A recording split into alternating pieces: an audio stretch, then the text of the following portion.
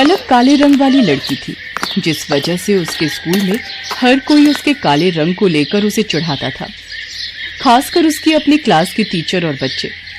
पलक, तुम लाइन में सबसे पीछे खड़ी हो जाओ, और टीना सांची, तुम कुछ सुंदर लड़कियां आगे आ जाओ।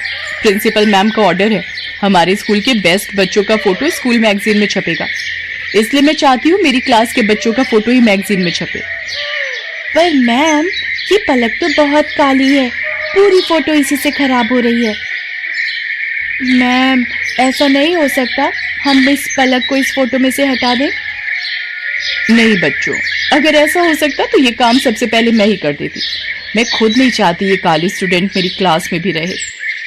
मैम, मैं पानी पीने जाऊं? हाँ जाओ, मेरे सिर पर खड़ी मत रहो, और हो सके तो थोड़ा पानी से मुंह धोकर भी आ जाना, शायद तुम्हारा काला रंग चेहरे से उतर जाए और फोटो थोड़ी अच्छी आ जाए। टीचर की और बच्चों की बातों को सुनकर पलक रोती हुई वॉशरूम की तरफ चली जाती है और वहां जाकर फूट फूट कर रोने लगती है। पलक के माता पिता दोनों नौकरी करते थे और बड़ी मेहनत से पैसे कमाकर उन्होंने पलक का अंग्रेजी मीडियम में एडमिशन करवाया था। इसलिए पलक अपने माता पिता से कभी भी अपना दुख नहीं कहती थी। पलक को दौड़ने का बहुत शौक था। वो रोजाना सुबह स्कूल जाने से पहले दौड़ने का अभ्यास करती थी, पर वो जब भी अपनी टीचर से स्कूल में दौड़ प्रतियोगिता में भाग लेने के लिए कहती थी तो उसकी टीचर उसे साफ मना कर देती थी और बच्चे उस पर हंस देते थे। तू दौड़ेगी? अपनी शक्ल देखी है कभी शीशे में? मैम तुझे कभी भी दौड़ प्रतियोगिता में नहीं लेंगी। आज तक हमेशा से टीना ही विनर रही है और आगे भी रहेगी। इतनी देर में क्लास टीचर भी आ जाती हैं। बच्चों, हमारे स्कूल को बहुत ही बड़े लेवल पर दौड़ प्रतियोगिता के लिए भेजा जा रहा है। टीना, मैंने तुम्हारा नाम प्रिंसिपल मैम को दे दिया है। ओके मैम, मैं आज से ही प्रैक्टिस शुरू कर देती हूँ। मैम, मैं भी दौड़ प्रतियोगिता में भाग लेना चाहती हूँ। नहीं पलक, मैं तुम्हें इस प्रतियोगिता में नहीं ले सकती। तुम देखने में बिल्कुल भी सुंदर नहीं हो, और अगर मैंने तुम्हें इस प्रतियोगिता में ले लिया और तुम हार गई तो प्रिंसिपल मैम मुझ पर गुस्सा होंगी।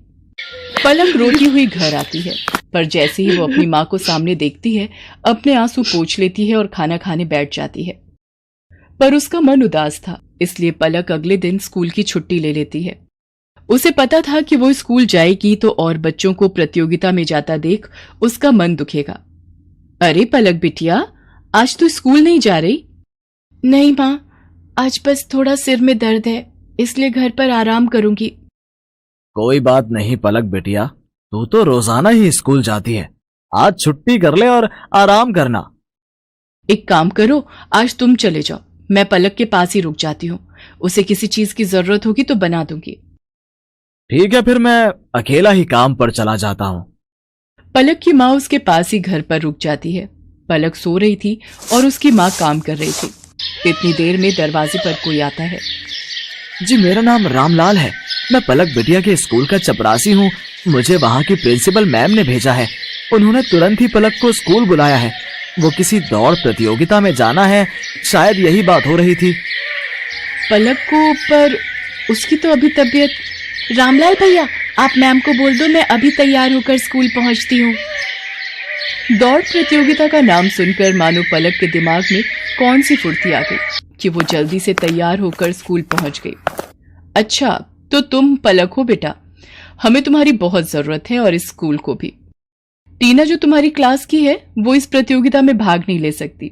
उसके पैर में चोट आ गई है, इसलिए डॉक्टर ने उसे दौड़ने के लिए मना किया है। हम चाहते हैं कि तुम अपने स्कूल के लिए इस प्रतियोगिता में हिस्सा लो और जीत कर ही लौटो। मैम, मैं आपसे वादा करती हूँ, मैं इस प्रतियोगिता में जीत कर ही लौटूंगी। पलक, मुझे माफ कर दो बेटा, मैंने एक टीचर होकर भी तुम्हारे साथ कितना गलत व्यवहार किया।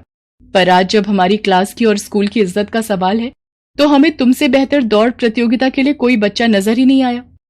मैं जानती थी कि तुम रोजाना सुबह दौड़ने का अभ्यास करती हो, इसीलिए मुझे तुम्हारा नाम सबसे पहले याद आया। मेरी शुभकामनाएं तुम्हारे साथ हैं। पलक, देखना तुम इस प्रतियोगिता में जीत कर ही लौटोगी। Thank you ma'am, thank you so much. मैं आपसे वादा करती हूँ मैं इस प्रतियोगिता में जरूर जीतूंगी। पलक की क्लास के सब बच्चे भी उसे शुभकामनाएं देते हैं और पलक पूरे जोश के साथ दौड़ प्रतियोगिता में हिस्सा लेती है और जीत कर लौटती है। उसकी प्रिंसिपल मैम और क्लास टीचर उसे इनाम में ट्रॉफी देकर सम्मानित करती हैं। ट्रॉफी लेकर पलक घर पहुंचती है प्रतियोगिता जीतने की खुशी पलक के माता पिता उसके चेहरे पर साफ साफ देख रहे थे। उस दिन के बाद से पलक को कभी भी कोई भी उसके काले रंग के लिए नहीं बोलता था, बल्कि सब उसकी बहुत तारीफ करते थे। रामलाल अमन कुमार के घर नौकरी करता था। अमन कुमार का बेटा सौरभ एक बड़े स्कूल में पढ़ता था, जबकि रामलाल का बेटा दीपक एक सरकारी स्कूल में पढ़ता था। सौरभ और दीपक दोनों ही पढ़ने में होशियार थे और अपने अपने स्कूल के अच्छे बच्चों में उनका नाम था। देखो पापा, मेरा रिपोर्ट कार्ड मिल गया, मैं क्लास में फर्स्ट आया हूँ। अरे वाह सौरभ, मुझे पता था मेरा बेटा इस बार भी क्लास में फर्स्ट आएगा। अरे रामलाल, दीपक भी तो अपनी क्लास में फर्स्ट आया है ना? अभी कुछ देर पहले ही वो भी अपना रिपोर्ट कार्ड दिखा रहा था। जी साहब, वो भी अपनी कक्षा में अव्वल आया है। पापा, सरकारी स्कूल में पढ़कर तो कोई भी फर्स्ट आ जाता है, वहाँ की पढ़ाई तो बहुत आसान है। दीपक ने कोई बड़ा काम नहीं किया, एक छोटे से स्कूल में फर्स्ट आकर। सौरभ, ये लो लड्डू, मैं फर्स्ट आया हूँ ना तो बापू ने सबको बांटे हैं। मैं नहीं खाता ये बेकार से लड्डू। मॉम, वो चॉकलेट बादाम कहाँ हैं जो आपने सबको खिलाए हैं? मेरे पापा तुम्हारे बापू की तरह सस्ते लड्डू नहीं लाते, वो तो चॉकलेट ड्राई फ्रूट लाए हैं। और ज्यादा इतराने की जरूरत नहीं है, तुम हमारे नौकर के बेटे हो, जितनी मर्जी कोशिश कर ले तो मेरी बराबरी नहीं कर सकता। सौरभ बेटा, ऐसे नहीं बोलते, दीपक भी अच्छा बच्चा है। मॉम, मुझे दीपक एक आंख नहीं भाता, मेरे सामने पापा उसकी तारीफ करते रहते हैं, मुझे बिल्कुल अच्छा नहीं लगता। मैं कपिल के घर खेलने जा रहा हूँ। सौरभ को दीपक से नफरत थी। दीपक भी उसकी तरह पढ़ाई में बहुत अच्छा था। ये बात सुनकर सौरभ और गुस्से में आ जाता है। सौरभ कपिल के घर खेलने चला जाता है। क्या हुआ सौरभ, आज तू बड़ा गुस्से में है? मैं दीपक से नफरत करता हूँ। आज मैं जब पापा को अपना रिपोर्ट कार्ड दिखा रहा था तो दीपक ने भी अपना रिपोर्ट कार्ड दिखाया, वो भी मेरी तरह फर्स्ट आया है। फिर तुम ही बताओ, फिर पापा उसकी भी तारीफ करने लगे, वो हमारे नौकर का बेटा है, ये बात मुझे उसे समझानी होगी। अरे तू चिंता क्यों करता है, सब ठीक हो जाएगा। अच्छा सुन, कल दोपहर में सारे दोस्त गेम में पैसे लगा रहे हैं, तू कितने लगाएगा? मेरी तरफ से 200 रुपए लगा दे। अरे तू फिर से अपनी मम्मी के बैंक अकाउंट से 200 रुपए लेगा तो तेरी मम्मी गुस्सा नहीं करेंगी? मेरे पापा बहुत रिच हैं, मेरे पास पैसों की कमी नहीं है। मेरे मम्मी पापा मुझसे कुछ नहीं कहते हैं क्योंकि मैं स्कूल में हमेशा फर्स्ट आता हूँ। सौरभ को गेम पर पैसा लगाने की आदत पड़ गई थी। वो आए दिन अपने दोस्त कपिल और बाकी दोस्तों के साथ ऑनलाइन गेम खेलता और उस पर पैसे लगाता। सौरभ पढ़ाई में अच्छा था, इसलिए उसकी मम्मी भी उसे अकाउंट से पैसे लेने के लिए कुछ नहीं कहती थी। सौरभ, तुमने मॉम के अकाउंट से आज फिर 200 रुपए निकाले हैं। पापा, वो मेरा ऑनलाइन ग्रुप गेम चल रहा है ना, तो उसी के लिए चाहिए थे। अरे मुझे पता है, सौरभ ने मुझे बता दिया था कि वो 200 रुपए ऐड कर रहा है। बेकार में गुस्सा होते रहते हो मेरे लाल पर। वो तो ठीक है संध्या, पर चलिए आप नाश्ता कीजिए, बच्चे हैं आपस में लगे रहते हैं। संध्या अमन की बातों पर ध्यान नहीं देती। सौरभ को गेम खेलने की आदत पड़ती जा रही थी। एग्जाम भी नजदीक आ रहे थे। एक दिन, सौरभ क्या बात है, आजकल लग रहा है तुम पढ़ाई पर ध्यान नहीं दे रहे हो। तुम्हारी मैम का फोन आया था, तुम 2 दिन से ट्यूशन में लेट पहुंच रहे हो। मम्मी, वो एग्जाम आ रहे हैं ना, तो मैं कपिल के घर बैठकर पढ़ाई करता हूँ। हम दोनों साथ में ही ट्यूशन जाते हैं, तो पढ़ते हुए समय का पता ही नहीं चलता। अच्छा ये बात है, तुम कपिल के घर बैठकर एक्स्ट्रा टाइम में पढ़ाई कर रहे हो, ये बहुत अच्छी बात है। उधर दीपक भी अपनी आने वाली परीक्षाओं की तैयारी कर रहा था। बापू, इस बार मुझे फिर से फर्स्ट आना है, देखना मैं खूब मेहनत करूंगा। मुझे पता है मेरे बेटे, तुम पढ़ाई में बहुत मेहनत कर रहे हो। देखना, तुम्हारा ये जोड़ा हुआ विद्याधन एक दिन तुम्हारे बहुत काम आएगा और तुम एक दिन हम सबका नाम रोशन जरूर करोगे। चलो दीपक बेटा, अब आकर ये दूध चावल खा लो, मैंने तुम्हारी पसंद के बनाए हैं। और तुम वो कहाँ जा रहे हो अपनी कक्षा के बच्चों के साथ? माँ, मैं साइंस म्यूजियम देखने जा रहा हूँ, वहां पर विज्ञान संबंधित बहुत से उपकरण हैं। टीचर बता रही थी हमें वहां जाने से बहुत कुछ सीखने को मिलेगा। अच्छा, ये तो बहुत अच्छी बात है। दीपक स्कूल के बच्चों के साथ साइंस म्यूजियम देखने जाता है। वहां उसे प्राइवेट स्कूल के बच्चे भी दिखाई देते हैं, जिनमें सौरभ भी होता है। सौरभ, ये तो वही लड़का है जो कई बार तेरे घर पर भी देखा है। अरे ये हमारे नौकर रामलाल का ही तो लड़का है, गरीब नौकर का बेटा है ये। हाँ, ये नौकर का बेटा है, फिर तो ये भी नौकर हुआ। सब बच्चे दीपक पर हंसने लगते हैं। दीपक घर आकर सुस्त और उदास हो जाता है। बापू, सब बच्चे मुझे नौकर का बेटा कहकर चिढ़ा रहे थे, सब बच्चे मेरे ऊपर हंस रहे थे। अरे मेरे बच्चे, तू इतनी सी बात पर बुरा मान गया? मैं तुझे तभी तो पढ़ा लिखा कर बढ़ा रहा हूँ ताकि तू पढ़ लिख कर बड़ा आदमी बन सके और पैसे कमा सके। रामलाल की बातों को सुनकर दीपक में हिम्मत आ जाती है और वो खुश हो जाता है और खूब मन लगाकर पढ़ाई करने लगता है।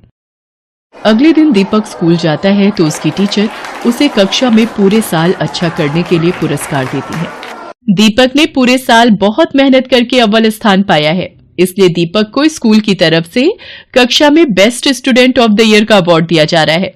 और मैं जानती हूँ कि फाइनल एग्जाम जो आने वाले हैं, दीपक उसमें भी फर्स्ट क्लास पास होने की पूरी कोशिश में लगा होगा।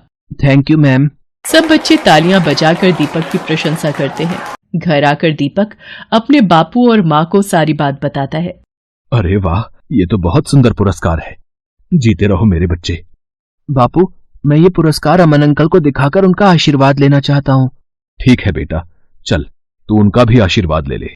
संध्या, तुम्हारे बैंक अकाउंट से 1 लाख रुपए निकल गए और तुम्हें पता तक नहीं।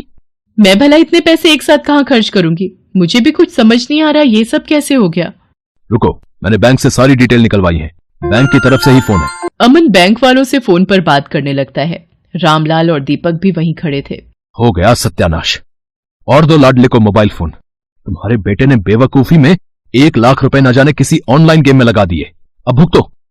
और है कहां ये सौरभ? वो तो अपने दोस्त कपिल के साथ ट्यूशन गया है।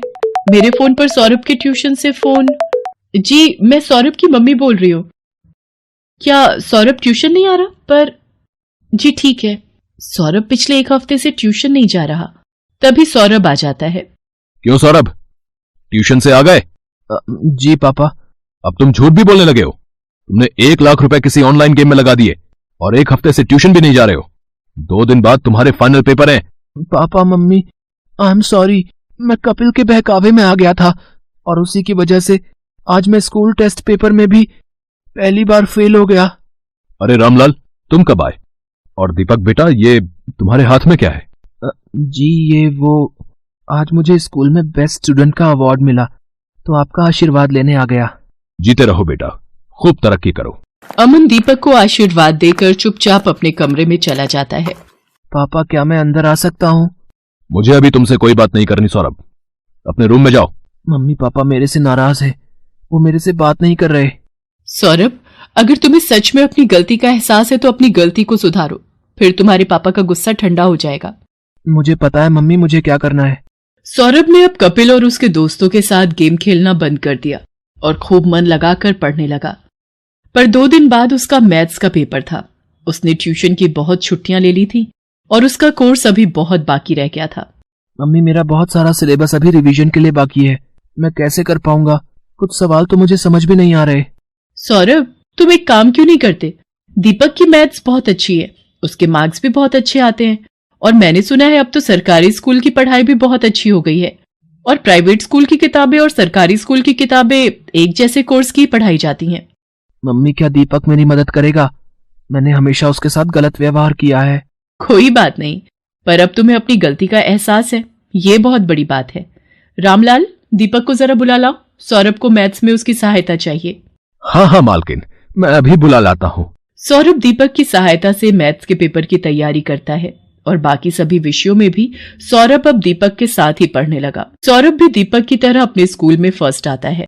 सौरभ, तुम्हारा रिजल्ट देखकर मैं आज बहुत खुश हूँ। पापा, ये सब दीपक की वजह से ही हुआ है, इसने मेरी एग्जाम के दिनों में बहुत हेल्प की। थैंक यू दीपक। रामलाल, तुम्हारा बेटा दीपक बहुत होनहार है, देखना ये एक दिन जरूर बड़ा आदमी बनेगा। अमन अंकल, एक दिन मैं भी आपकी तरह ही बड़ा बिजनेसमैन बनूंगा। दीपक की बातों को सुनकर रामलाल की आंखों में खुशी के आंसू आ जाते हैं और वो दीपक को गले से लगा लेता है। Best buddies. Hello friends, thanks for watching this video.